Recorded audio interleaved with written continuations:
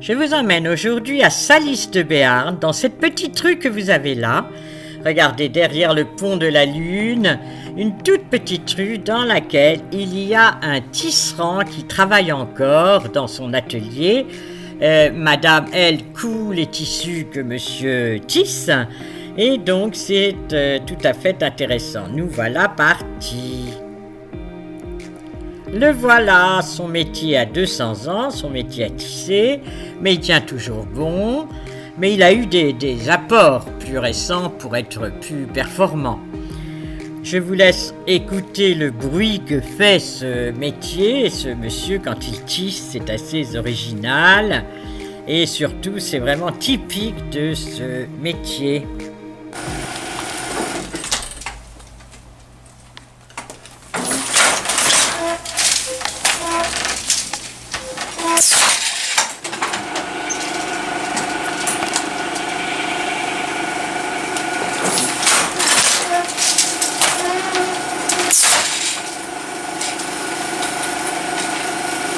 Et alors vos pièces de tissu ont quelle largeur?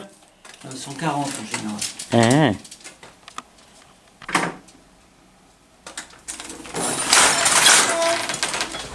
Et vous avez l'appellation laine des Pyrénées ou ça n'existe plus? Nous on n'a pas d'appellation. Non, pas d'appellation. Semaine de travail. Ah oui, oui. C'est de la soie aussi. Oui, mais là aussi. Là, c'est du chanvre. Mais plus c'est fin, plus c'est long. Bah oui. Voilà. Donc une semaine de travail avant de commencer à tisser.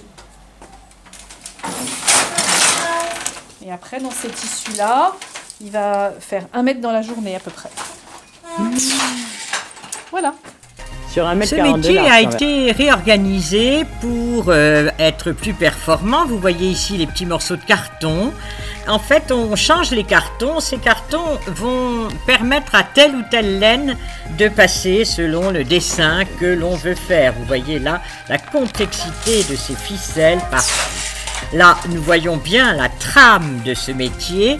La trame, c'est donc de là que vient le vieux mot français, qu'est-ce qui se trame derrière mon dos, c'est-à-dire qu'est-ce qu'on prépare derrière mon dos. Ou alors, tu as usé ton pantalon jusqu'à la trame, c'est-à-dire jusqu'à la base du tissu, ce qui est d'abord. Maintenant, un autre mot, la navette. Écoutez. Eh ben bravo, Prenez la navette.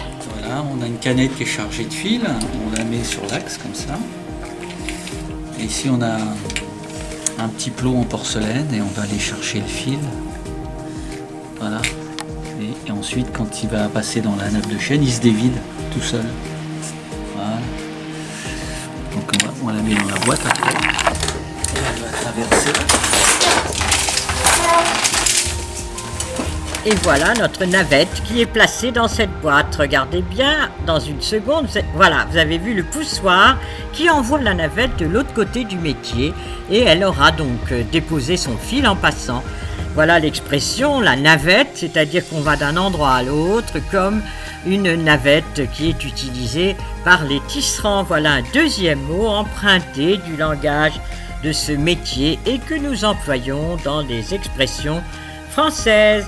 Regardez maintenant ce magasin avec tous les fils en préparation là-haut, et puis les tissus qui ont été faits avec des motifs, et puis madame qui continue à vraiment œuvrer de temps en temps. Ils ont des commandes des grands couturiers de Paris lorsque ceux-ci ont besoin soit d'un motif spécial, soit d'une composition spéciale du tissu, donc de la soie et du chanvre ou du lin et de la soie, énormément de choses que seul un artisan est capable de faire à son compte.